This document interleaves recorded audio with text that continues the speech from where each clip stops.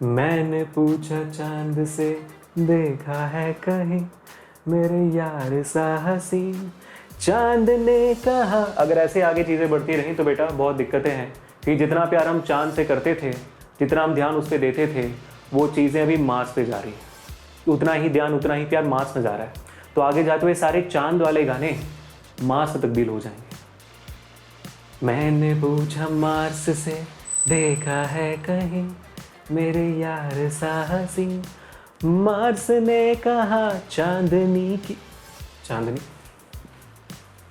तो दिक्कत है यार, चांदनी का मार्स में क्या होगा? मार्सिनी, मारदनी, मर्दानी, मर्द। Before it gets too weird, let's get into the topic. Today is all about the Perseverance rover. A to Z कि भाई हुआ क्या था? What happened pre-launch of this particular rover? What happened during the launch? What happened during the approach? What happened in the entry, descent and landing on the Mars? और वहाँ पहुँचने के बाद Perseverance rover क्या क्या करने वाला, क्या क्या करना स्टार्ट कर चुका है? So for all those who don't know, Perseverance rover sent by NASA to Mars in a very big dream come true कि भाई पहुंचना था और एक और रोवर को उतारना था Curiosity के अलावा, and this was way damn successful as compared to Curiosity as well. So people, today we're going to talk about this particular concept, and if in case you enjoy this video, make sure that you hit the like button, share this video, subscribe to the channel right now and press the bell icon so that you get notified about all the amazing videos which we are uploading, and also let us know in the comment section कितना मजा आया video में, और हमें भी हाथ देने में उतना ही मजा आएगा जितना आपको कमेंट देने में आएगा। But make sure that you give positive comments. Negative comment डाल देना, वियर्ड चीजें मत डालना, तो नहीं ठीक है? जैसे अभी मैंने गाना गाया वैसे वियर्ड चीजें मत डालना। But rest all things good people, तो लेट्स फाइंड आउट कि मार्स का चांदनी रूप क्या होता है। More than that, let's try to understand what is Perseverance rover A to Z. Let's go ahead.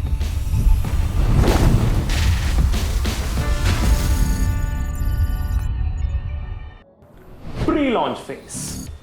Now this is that phase जहां पे बातें होती हैं कि भाई करना क्या है और कैसे करना है, मतलब प्लानिंग होती है। Now think about this कि you are planning for a trip to Goa with the friend circle, जो कभी होता नहीं है, सक्सेसफुल नहीं होता है, बट फिर प्लानिंग तो बनता ही है। लेकिन इस मामले में तो भाई प्लानिंग सक्सेसफुल हो भी गया, थोड़ा सा जेलस फील कर रहे हैं, but it's okay. But let's talk about it. तो जब आप एक ट्रिप के लिए प्लान करते हो तो करते क्या हो? पहले बेसिक आइडियाज आते हैं, बोलते हो कि भाई ये यहाँ जा सकते हैं, वहाँ जा सकते हैं, वैसे वो बेसिक आइडियाज आते हैं। That's what happened in the phase A of the pre launch phase. Phase A में कुल मिलाकर जो भी आपके बेसिक डेफिनेशंस और रिक्वायरमेंट्स हैं उस पूरे मिशन के लिए, उन सारी चीज़ों को एकदम सॉलिड स्ट्रक्चर दिया जाता है कि मतलब इस मिशन को अप्रूव करने के लिए, इस मिशन को आगे बढ़ने के लिए ये सारे थ्योरेटिकल कॉन्सेप्ट्स की जरूरत है और इन सारे रिक्वायरमेंट्स हैं। तो फेज ए में उसको डिसाइड कर दिया जाता है। फिर आती है फेज बी। फेज बी में आप यहाँ पे क्या करोगे? फेज बी में आप यहाँ पे आप होटल्स देखोगे, ट्रेन कौन से जा रहा है वो देखोगे, कैब्स कब कब मिल सकती है वो देखोगे, कौन सा टाइमिंग बेटर है वो सारी चीज़ें देखोगे। वही चीज़ें यहाँ पे भी होती है। फेज बी में जो भी आपने इनिशियल प्लानिंग की थी उसके बेसिस में पूरा एक कॉन्क्रीट लेवल प्लान बनाया जाता है, A to Z डिजाइन बनाई जाती है in the concept of phase B. Phase B में क्या हो गया? फिर आपका पूरा डिजाइन अप्रूव करने की बात आती है और पूरा डिजाइन अप्रूव हो जाता है, then you move on to phase C. अब फेज सी में जाकर यहाँ पे क्या करोगे आप? यहाँ पे जाके फिर आप पैकिंग करोगे, होटल्स बुक करोगे, ट्रेन बुक करोगे, कैब्स बुक करोगे, वो सारी चीजें करोगे, मतलब एक कदम उठाओगे जाने के लिए। वही होती है यहाँ पे। यहाँ पे फेज सी में जो भी मिशन टीम फॉर्म होती है, they will actually now start building the parts of the rover and the spacecraft. उसके अलावा यहाँ पे एक और इंपॉर्टेंट चीज है जो यहाँ भी होती है कि डिसाइड कि कहाँ जाके उतरना है भाई, कहाँ पे रहने वाले हैं, वो भी है ना। तो यहाँ पे भी वही सेम होती है। यहाँ पे ये डिसाइड करना होता है कि मार्स में जाके उतरेंगे कहाँ पे। मार्स इतना बड़ा है, इतना बड़ा प्लैनेट है वो, करेक्ट? तो उतरेंगे कहाँ वहां पे जाकर? तो the landing site is decided और कुल मिला के मार्स के ऊपर 60 landing sites are there, total 60 potential landing sites, out of which the J0 crater was actually selected. Find out why was J0 crater selected and let us know in the comment section. ठीक है, moving on to the last phase of free phase which is phase D. Phase D में यहाँ पे क्या करोगे आप? यहाँ पे आप एक्चुअली ट्रैवल करोगे, है ना, ट्रेन में ट्रैवल करोगे, कैब में ट्रैवल करोगे, वहां पहुंचोगे, है ना। सेम चीज होती है यहाँ पे। फेज डी में यहाँ पे क्या होती है कि बेसिकली जो भी चीज आपने बिल्ड किया, स्पेसक्राफ्ट हो, रोवर हो, जो भी डिजाइन आपने बिल्ड किया है, अब उसकी टेस्टिंग होगी। Now this testing happens in the case of in a clean room at NASA JPL. What is JPL? Of course, I'm pretty sure you know about it. It is Jaiprakash Lonavala wale. No, it is Jet Propulsion Lab. I know you knew it, but I just can't stop wondering. काश California में NASA का जो jet propulsion lab है उसका नाम जयप्रकाश लोनावला वाले होता, मजा ही आ जाता ना, डिफरेंट लेवल पे फेमस होता ना नासा, फिर डिफरेंट लेवल पे, तो फिर भी ठीक है, फिर उस डिफरेंट लेवल पे होता। But jokes apart, once it is tested and it is successful, it does not have any flaws, then this is now ready for launch. Now from JPL, which is in California, now it is transported to Florida, to Cape Canaveral, to Kennedy Space Center, जो Cape Canaveral में Florida में है, वहां पे transfer किया जाता है क्योंकि भाई वहां से अब लॉन्च होगा. So after this phase, we are moving on to the next phase. These are all the activities which happens in the pre-launch. Launch phase. On July 30, 2020 at 4:50 a.m. Pacific Standard Time, the amazing Perseverance rover was launched from Kennedy Space Center, as I said, from Cape Canaveral, Florida, with a very, very, very big rocket, the Atlas V541, which is one of the largest spacecrafts which can handle the interplanetary flights. ऐसे एक rocket के साथ हमने insight और curiosity को भी launch किया था.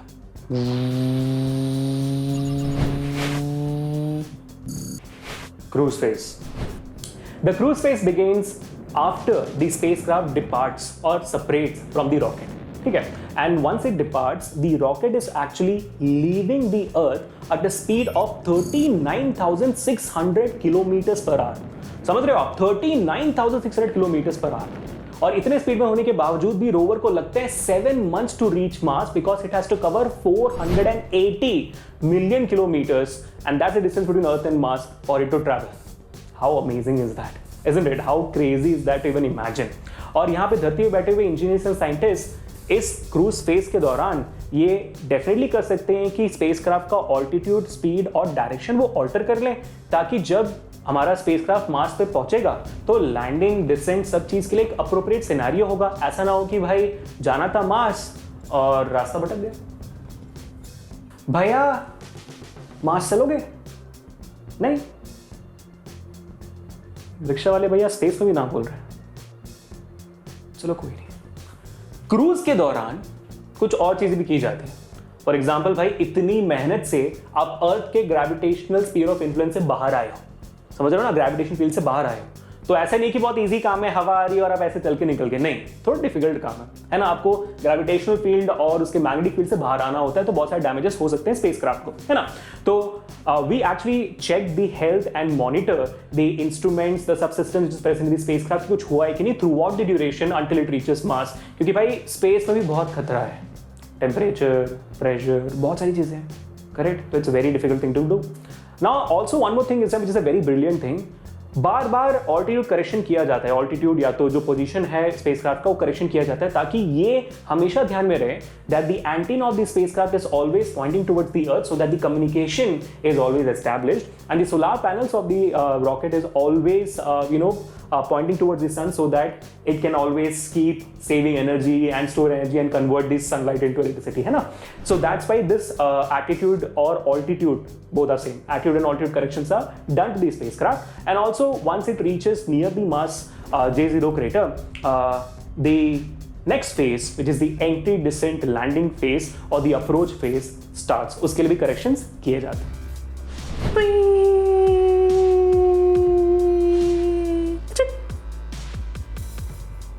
The approach phase. The approach phase is basically the most scariest part of the journey. अब आती है बात जब हमारा जो स्पेसक्राफ्ट है वो मार्स के अंदर एंट्री करने वाला है. और पता है सबसे डरावनी बात क्या है? सबसे डरावनी बात यह है कि मार्स से अर्थ तक सिग्नल पहुंचने में, कम्युनिकेशन होने में 11 मिनट लगते हैं. तो 11 मिनट तक हमारा जो स्पेसक्राफ्ट है वो अंधा है, have no idea what is happening. So that's why the spacecraft must be capable enough to do everything automatically. And what a wonderful job it did. So let me tell you the entire story and the entire process of the entry, descent, landing, which is no less than a Hollywood movie or a Bollywood movie. So listen to me very carefully. ठीक है? तब approach phase में सबसे पहले Mars के आसपास जब gravitational force के अंदर वो आ जाता है मार्स के, तब बेसिकली आपका जो स्पेसक्राफ्ट है, स्पेसक्राफ्ट में वो अगेन वो मैनूवर्स होते हैं जिसके थ्रू आपका ऑल्टीट्यूड करेक्शन, स्पीड करेक्शन वगैरह चीजें होती हैं. The entry phase, entry, descent and landing कहते हैं. Entry, descent and landing EDL कहते हैं टोटल. जो एंट्री फेज होती है वो स्टार्ट होती है the moment the spacecraft touches the upper atmosphere of the Mars.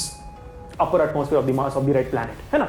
तो जब ये एंट्री होती है, ये होती है 230 seconds before the actual landing. So 230 seconds, ये भी कैलकुलेटेड था, 230 सेकेंड्स पहले जब हमारा जो रोवर है, हमारा जो स्पेसक्राफ्ट वो एंटर करता है upper atmosphere of the Mars में, within a second a parachute which was inbuilt into this particular spacecraft, which was somewhere about 18 inches long or 26 inches long, now opens up to a canopy of 21.3 meters wide. 21.3 meters wide. और जैसे ही parachute खुल जाता है, of course to slow down the mass rover, क्योंकि भाई कहा वो 39,600 kilometre speed से निकला था अर्थ पे, और यहाँ पे स्पीड थोड़ा बहुत मैनुवर करने के बाद अभी भी स्पीड अपर एटमॉस्फेयर में 20,100 किलोमीटर पर आवर की स्पीड से रोवर एंटर कर रहा है मार्स के अंदर। 20,100, इसे हमें लाना है मिनिमम 2 या 3 किलोमीटर पर आवर के अंदर, या तो हो सके तो जीरो स्पीड के अंदर हमें लाना है, लैंड करना है 230 सेकंड के अंदर।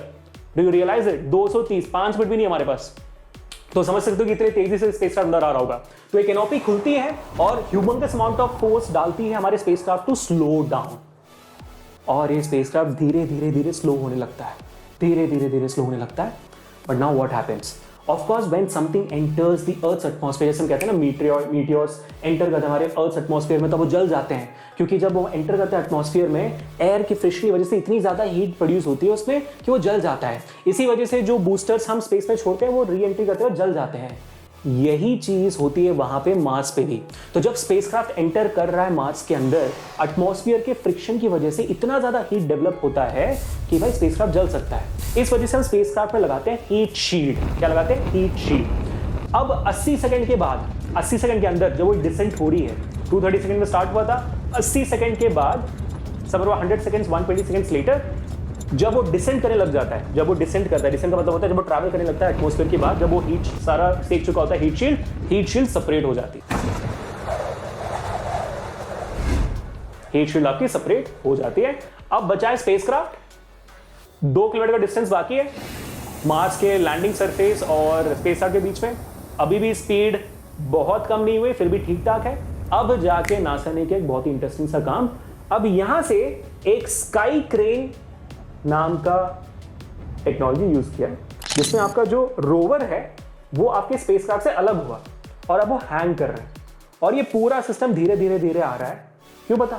ताकि अगर ये स्पेसक्राफ्ट भी जोर से गिरना है तो गिर जाए, कोई बात नहीं, लेकिन क्योंकि ये सेपरेटली हैंगिंग है, इसको हम बराबर स्पीड से लैंड करवा पाए। तो अब डिसेंट स्टेज के बाद लैंडिंग के दौरान आपका स्काई क्रेन टेक्निक डिप्लॉय होता है, रोवर आपके स्पेसक्राफ्ट से अलग होता है और ये लैंड किया जाता है। और अभी भी स्पीड कितनी है बता आपको? 2.6 किलोमीटर पर आवर की स्पीड से आपका रोवर टच डाउन करता है। और उसके बाद आती है जान में जान सबके अंदर। ये जो 230 सेकेंड्स थे जानलेवा थे। टोटल ड्यूरेशन लगा 7 मिनट पहुंचकर समझने में कि भाई वो ठीक भी है कि नहीं, सारे इंस्ट्रूमेंट्स काम कर भी रहे हैं कि नहीं। How amazing is this? Crazy, right? Now we move on to the last phase, surface operations. Now why was Perseverance rover sent to Mars? है ना। अब ये रोवर क्या होता है समझ लो बच्चों।